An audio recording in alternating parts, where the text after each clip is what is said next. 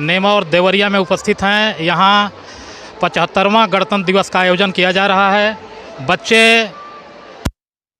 को मिठाइयों का वितरण कर दिया गया है। बच्चे खुशहाल माहौल है यहाँ का। थोड़ी देर के बाद हम यहाँ के प्रधानाचार्य महोदय से आपकी मुलाकात कराते हैं और जानते हैं गणतंत्र दिवस के बारे में उनके विचारों को। कैमरामैन, मैं चाहूँगा आप थोड़ा सा। सर, आप यहाँ के प्रधानाध्यापक जी हैं। जी हाँ। पूरा देश आज 75वां गणतंत्र दिवस मना रहा है। आपके भी विद्यालय के इस पवित्र प्रांगण में कार्यक्रम चल रहे हैं, क्या संदेश देना चाहेंगे? ये कार्यक्रम हमारी स्वतंत्रता का कार्यक्रम है। हमारे अधिकार जो हैं, मौलिक अधिकार, और जो हमारे देश में इस समय जो माहौल चल रहा है उसको जीने का कार्यक्रम है। खुली हवा में सांस लेने का कार्यक्रम है। जो हमारे वीर शहीद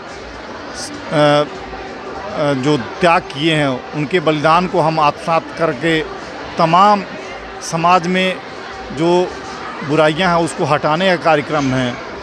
और हमारे बच्चे इसमें बढ़ चढ़ के हिस्सा लिए हैं और इसमें पूरे गांव का सहयोग रहा, पूरे क्षेत्र का सहयोग रहा, बच्चों का सहयोग रहा। और हमारे प्रबंधक जी अभी उपस्थित हैं विद्यालय में। हमारे प्रबंधक से भी थोड़ी सी वार्ता हो जाए तो ये त्याग और बलिदान का दिवस आज का है। आज गणतंत्र दिवस है और गणतंत्र दिवस में नेमा में कार्यक्रम चल रहा है। अभी हमने आपको वर्जन दिखाया।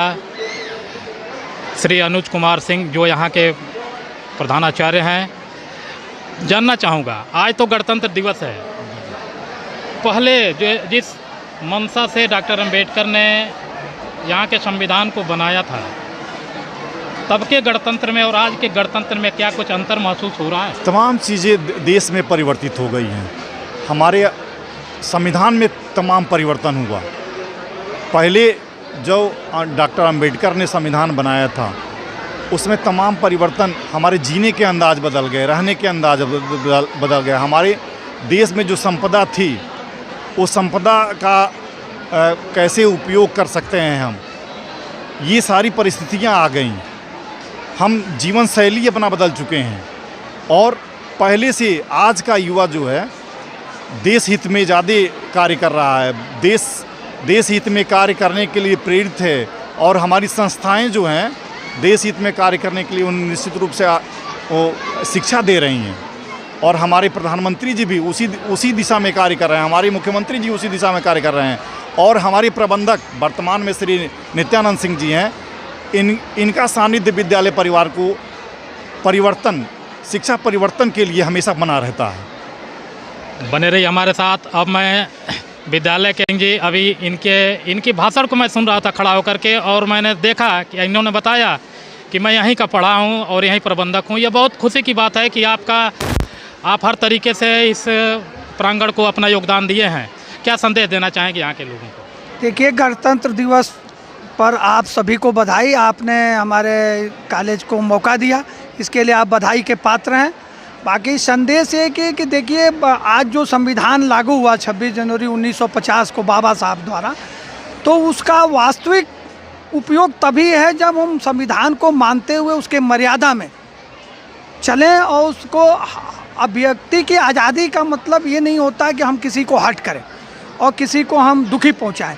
अगर हम वसुधैव कुटुंबकम, सभी हमारा परिवार है, उसको लेके चलें और निचले स्तर को, जिसको बाबा साहब ने ये सोच के संविधान दिया कि जो हमारा सबसे निचला दबा कुचला तबका है, उसको जब तक अवसर नहीं मिलेगा तब तक इस संविधान की असली चीज़ जो है उनकी मंशा पूरी नहीं होती है।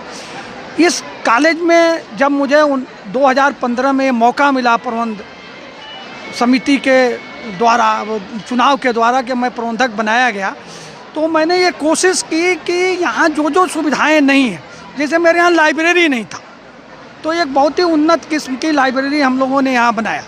यहाँ बैठने के लिए स्थान बहुत कम था, कमरों को बनाया। बरामदे नहीं थे, जो आप देख रहे हैं 3 तरह के बरामदों को बनाया कि लड़के अगर चलें एक कोने से दूसरे कोने तक चले जाएं। बाहर एक हम लोगों ने हॉल भी बनाया है।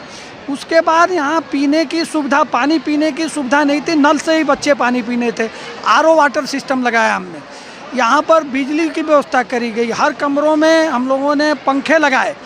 और सबसे बड़ी बात, जो हमारे यहाँ टीचर्स की कमी थी, चाहे वो वित्त विहीन से हो, तो वित्त विहीन से भी पर्याप्त टीचर जितने चाहिए वो सब हम लोगों ने यहाँ लगाए कि जिससे बच्चों की शिक्षा जो मौलिक चीज़ है वो मिले। शासन से हम लोगों ने जो हमारे स्वीकृत टीचर थे उसके अंतर्गत जो मिल सकते थे वो टीचर हम लोगों ने इलाहाबाद से लेके प्रयास करके यहाँ किए। और आज स्थिति है कि हमारे यहाँ करीब 1100 और 1200 के बीच में बच्चे हैं।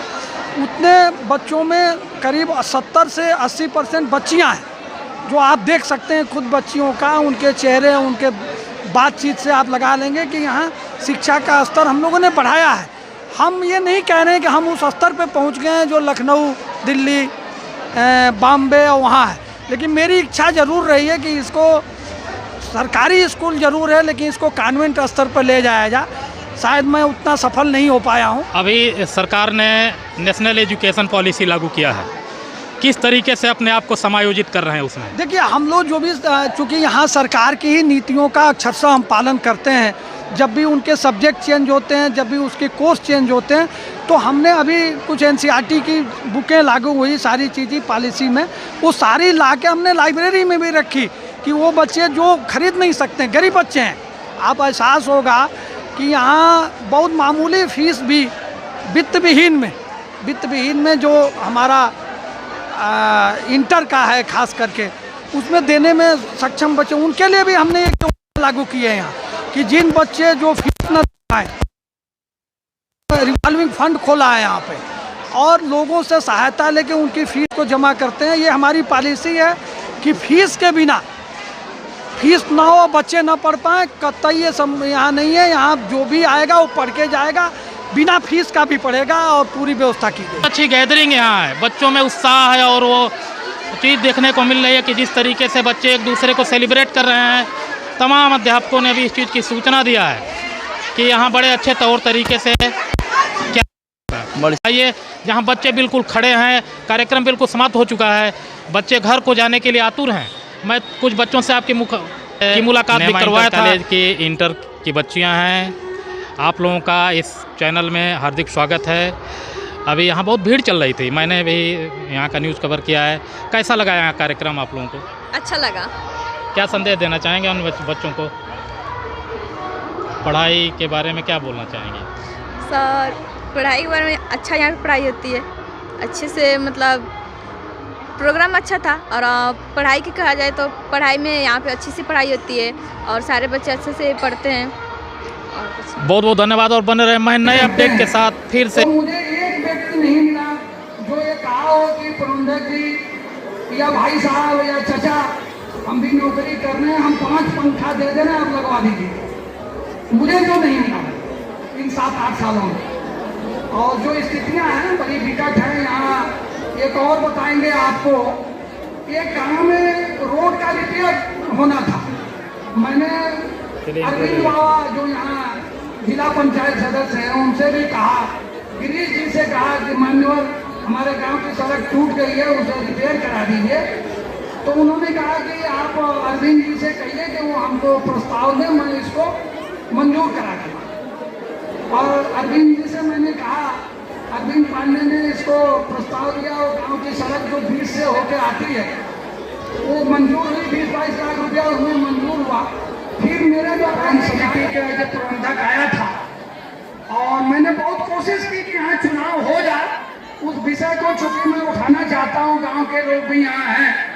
और मैंने करीब हर साल एक पत्र लिखा है DIS को कि आप चुनाव करा दें, सूची प्राप्त करें रजिस्ट्रार से, क्योंकि चीज़ों पर आपत्ति दर्ज की और उस चीज़ों को चूंकि वो उपस्थित नहीं होते हैं रजिस्ट्रार के यहाँ, तो हमें सूची नहीं मिल पाती है। और चुनाव के कुछ गणमान्य लोग